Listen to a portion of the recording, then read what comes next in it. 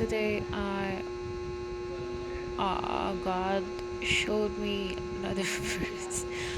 Well, the Bible works that way. It is our guide in life. It's not only our guide, but also our warning and the rebuke that God gives to us. So it's very important for us to read the Bible every single day, not just in the church and not just in special occasions, because the Bible is not like a cake.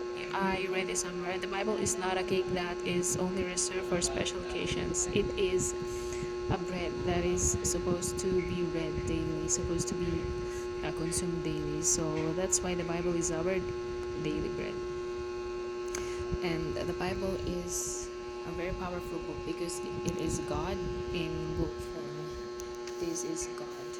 So let us give importance to our Bible reading life. So our daily verse is from chapter 25 of Jeremiah, and I want to show you four verses. So chapter 25 of Jeremiah, verses 4 to 7, they say, "And the Lord hath sent unto you all his servants the prophets, rising early and sending them, but ye have not hearkened, nor inclined your ear to hear.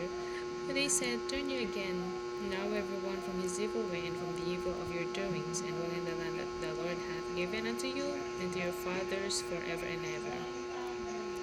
And go not after other gods to serve them and to worship them,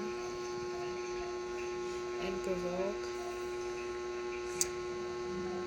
where am I? Where was I? And provoke me not to anger with the works of your hands, and I will do you no hurt.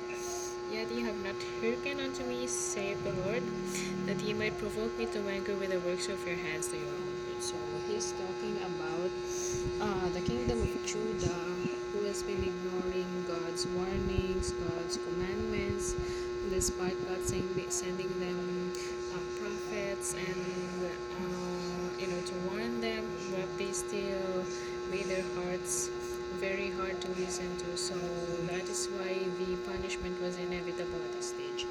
Let us remember that God's mercy is not uh, is not limitless in the sense of punishing us for sin.